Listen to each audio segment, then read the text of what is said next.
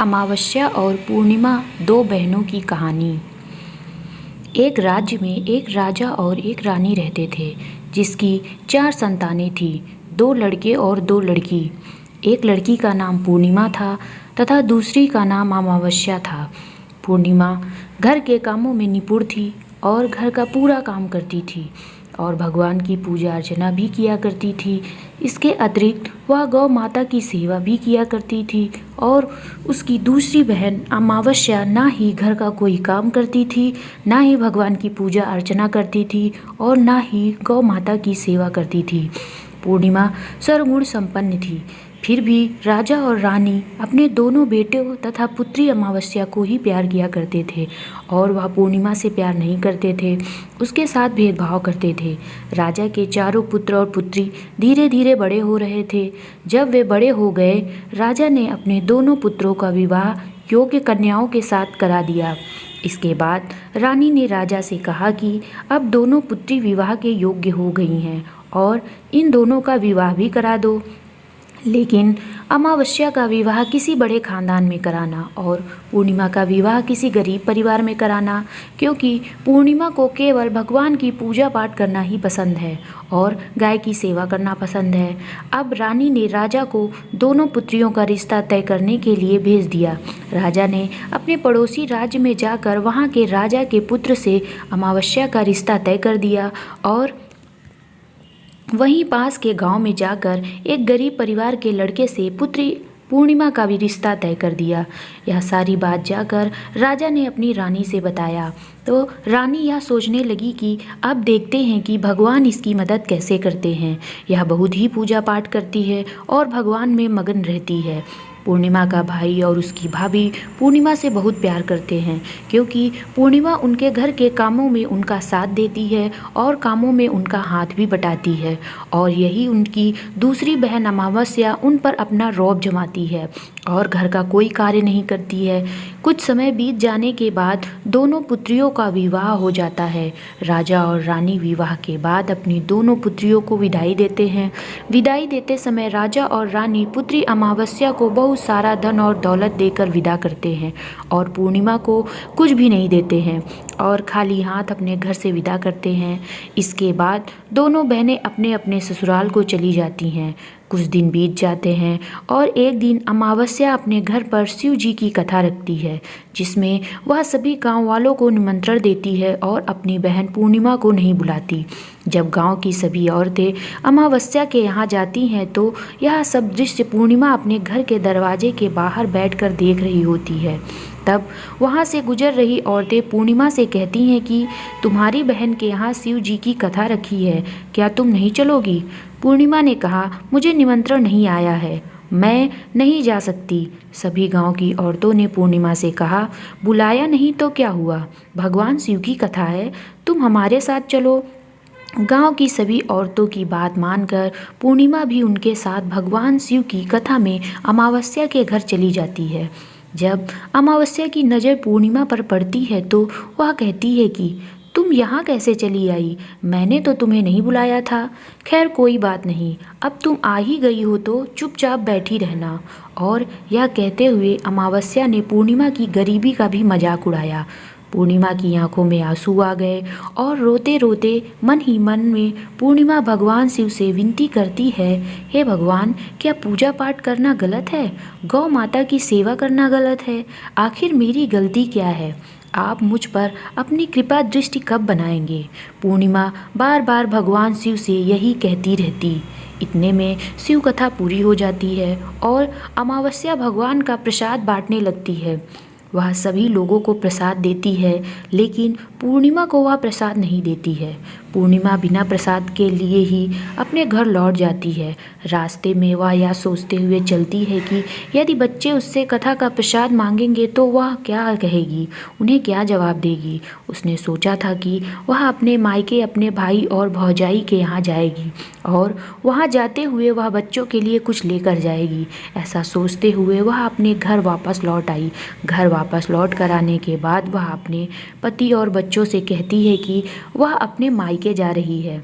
पति ने कहा ठीक है, और कुछ समय के बाद पूर्णिमा अपने मायके के लिए रवाना हो गई।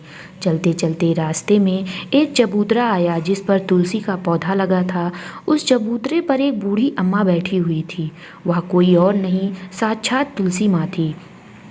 उस बूढ़ी माता ने पूर्णिमा से कहा, बिटिया तुम कौन हो और कहाँ जा रही हो? पूर्णिमा अपना परिचय देती है।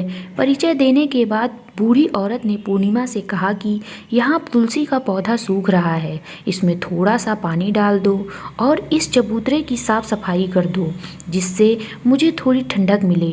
पूर्णिमा ने कहा कि ठीक है माँ, मैं तुलसी में पानी डाल देती हूँ और यहाँ की सफाई भी कर देती हूँ। पूर्णिमा ने साफ सफाई करने के बाद बूढ़ी अम्मा को भी नहला दिया और बूढ़ी अम्मा की भी सेवा की, उनके पैर दबाए और बूढ़ी अम्मा से कहा कि माँ जी और बताइए, मैं आपकी क्या सेवा करूँ, और कोई काम हो तो बता दीजिए, मैं कर दूँगी। बूढ़ी अम्मा ने कहा कुछ नहीं, अब तुम जाओ और वापस आते समय मुझसे मिलते हुए जाना।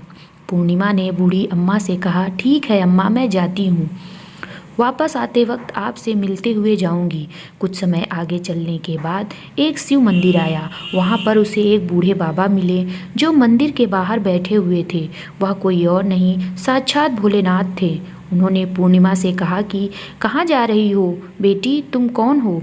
तब पूर्णिमा ने अपना परिचय दिया। फिर उस बूढ़े बाबा ने पूर्णिमा से कहा इस चबूतरे की और इस मंदिर की सफाई कर दो। तब पूर्णिमा ने मंदिर की और चबूतरे की साफ सफाई कर दी और वहाँ पर पूजा पाठ अर्चना भी की और साफ सफाई पूजा अर्चना करने के बाद उसने बूढ़े बाबा को भी नहला दिया और उनसे कहा कि बाबा और कोई काम हो तो बताइए। तब बूढ़े बाबा ने कहा नहीं बेटी, अब तुम जाओ और वापस आते वक्त मुझसे मिलते हुए जाना। पूर्णिमा ने कहा ठीक है बाबा, मैं जाती हूँ, वापस आते हुए आपसे मिलते हुए जाऊँगी। आगे चलते चलते कुछ दूर चलने के बाद पूर्णिमा को एक काली जी का मंदिर दिखा। वहाँ भी एक बूढ़ी अम्मा चबूतरे पर बैठी हुई थी। उस बूढ़ी औरत ने भी पूर्णिमा से कहा कि बेटी तुम कौन हो, कहाँ जा रही हो? तब पूर्णिमा ने उस बूढ़ी औरत को भी अपना परिचय दिया। बूढ़ी औरत ने पूर्णिमा से कहा कि यहाँ पर सभी पूजा पाठ करने के लिए आते हैं, लेकिन मंदिर की साफ सफाई करने के लिए कोई नहीं आता, इसलिए तुम मंदिर की और चबूतरे की साफ सफाई कर दो।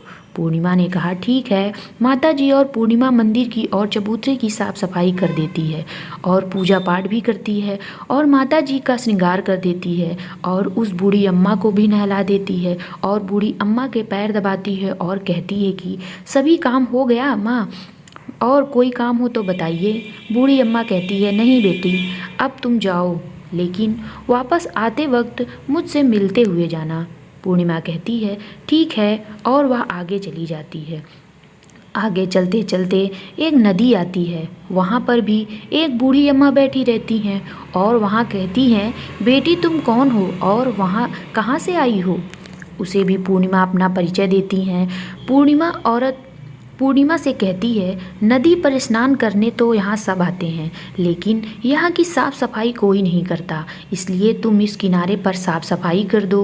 पूर्णिमा कहती है ठीक है माँ जी, और वहाँ की साफ़ सफाई कर देती है और उस बूढ़ी अम्मा के पैर दबाती है और कहती है माँ जी और कोई काम हो तो बताइए।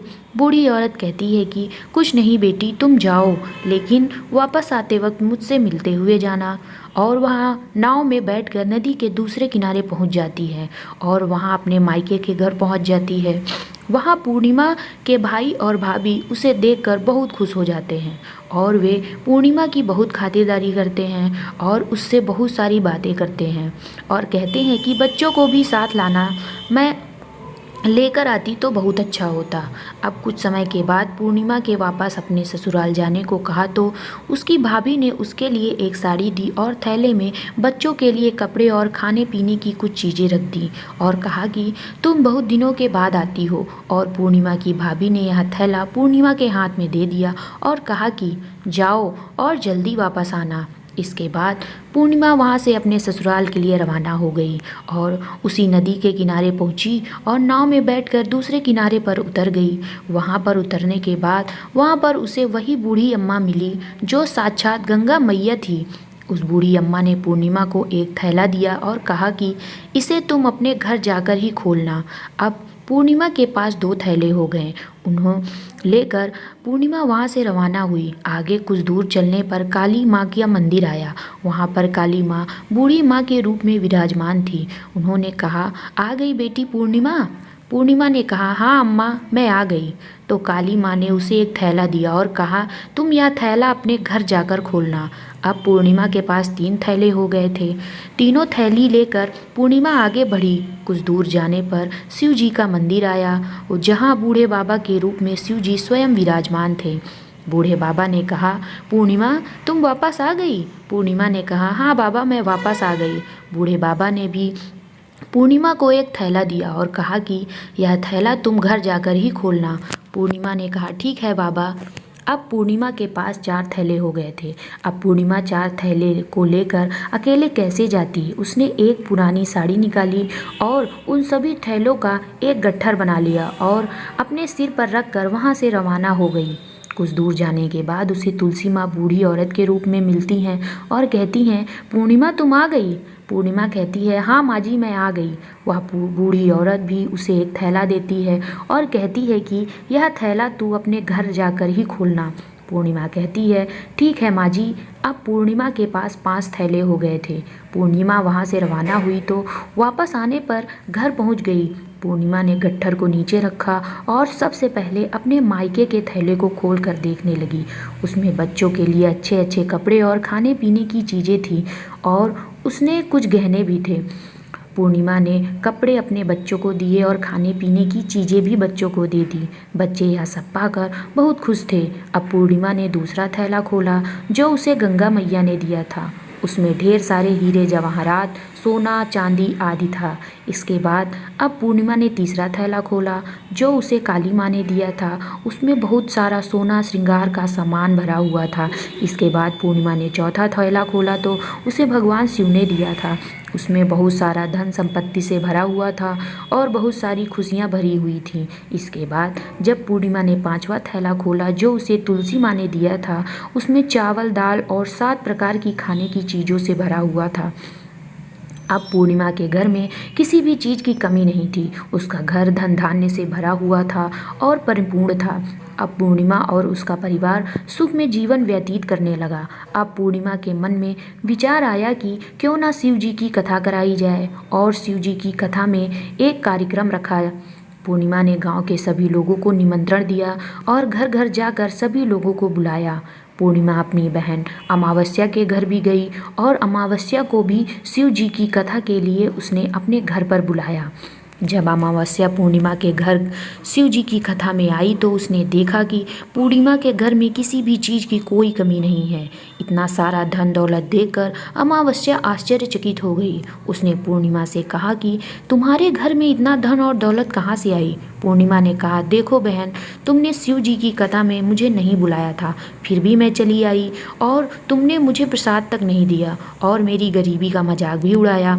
उसके बाद मैं अपने घर आ गई और घर आते हुए मन ही मन सोच रही थी कि अपने मायके जाऊंगी और मैं अपने मायके चली गई और जो कुछ भी इस बीच हुआ वह सभी घटना अपनी बहन अमावस्या को बताती है। तो अमावस्या कहती है कि तुम भी मुझे प्रसाद मत दो और मुझे डांट लो, लेकिन पूर्णिमा ने कहा कि यह तो भगवान का प्रसाद है, मैं तो सबको दूंगी और तुम्हें भी दूंगी। फिर भी अमावस्या ने प्रसाद नहीं लिया और वह सीधे अपने घर चली गई। घर जाकर अपने बच्चों से कहा कि वह अपने मायके जाने के लिए तैयार हो गई और मायके के लिए निकलकर उसने रास्ते में भी चलते चलते तुलसी माँ मिली जो चबूतरे पर बूढ़ी माँ के रूप में बैठी हुई थी। बूढ़ी माँ ने अमावस्या से कहा कि बेटी, कौन हो तुम और कहाँ जा रही हो। अमावस्या ने अपना परिचय दिया। बूढ़ी माँ ने कहा, बेटी, यह तुलसी का पौधा सूख रहा है, इसमें थोड़ा सा पानी डाल दो और इस चबूतरे की साफ सफाई कर दो। इस पर अमावस्या ने कहा, बुढ़िया, तुझे दिखाई नहीं दे रहा है मैंने इतनी महंगी साड़ी पहन रखी है, यह गंदी हो जाएगी। ऐसा कहकर वह वहाँ से आगे चली गई। आगे जाने पर उसे भगवान शिव मिले। उनसे भी उसने ऐसा ही कहा। उसके बाद आगे जाने पर उसे काली माँ मिली। उनसे भी उसने यही बातें कही। आगे जाने पर उसे गंगा माँ मिली, उनसे भी उसने यही सब कहा और आगे चली गई। इसके बाद अमावस्या जब नाव में बैठने लगी तो उसे नाव में फूलों की जगह कांटे भर गए जो उसके पैरों में चुभ रहे थे। किनारे पर उतरकर वह अपने मायके चली आई। जब वहाँ से उसे उसकी भाभियों और भाइयों ने देखा तो मन ही मन कहने लगे कि काम की ना काज की, 2.5 मन अनाज की।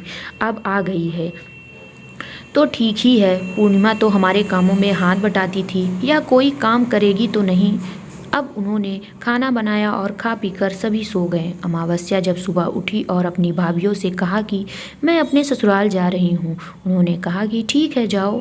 अमावस्या बोली, पूर्णिमा को तो तुमने एक थैला दिया था और मुझे कुछ नहीं दोगे क्या? भाई और भाभी ने कहा कि तुम घर जाओ, थैले तुम्हारे घर पहुंच जाएगा। फिर अमावस्या वहां से निकल गई और नदी के किनारे पर पहुंची। वहां गंगा मैया बूढ़ी औरत का रूप धारण करके बैठी हुई थी। बूढ़ी माँ ने कहा, आ गई बेटी? तो उसने कहा, हाँ मैं आ गई। अमावस्या ने कहा, तुमने पूर्णिमा को एक थैला दिया था और मुझे नहीं दोगी क्या? बूढ़ी अम्मा ने कहा, तुम घर जाओ, थैले तुम्हारे घर पहुंच जाएगा। इसके बाद आगे जाने पर उसे काली मैया मिली, जिसने भी अमावस्या को यही कहा। उसके बाद आगे जाने पर उसे शिव भगवान मिले, जिन्होंने भी अमावस्या से यही कहा। इसके बाद आगे जाने पर उसे तुलसी माँ मिली और उसने भी अमावस्या को यही कहा कि तुम घर जाओ, थैले तुम्हारे घर पहुंच जाएगा। अमावस्या अपने घर पहुंच गई। आंगन में देखा तो वहां पर 5 थैले पड़े हुए थे। अमावस्या ने मन ही मन सोचा कि अब तो मेरे पास बहुत सारी धन और दौलत आ जाएगी। जल्दी जल्दी उसमें सभी थैलों को खोला। किसी में मिट्टी थे तो किसी में पत्थर, किसी में कंकड़ और किसी में कोयला।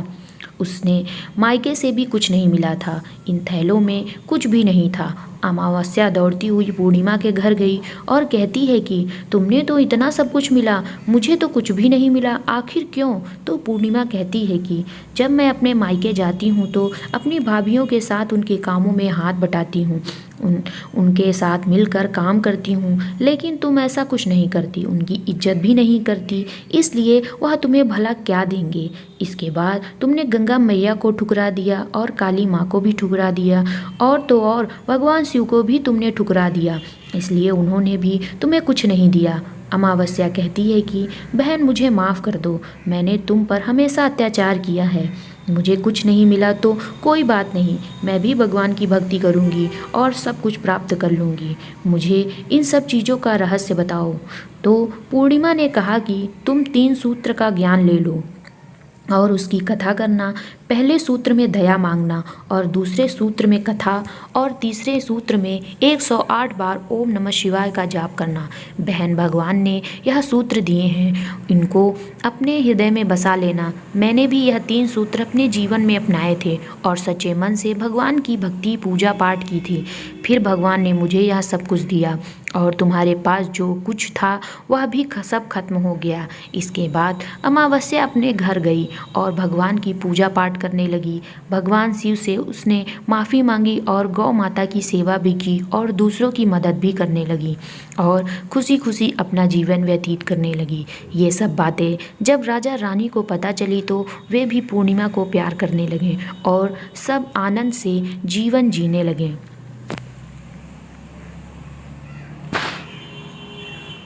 कहानी पसंद आए तो प्लीज़ लाइक, शेयर और subscribe. Thank you so much for watching my videos. Thank you.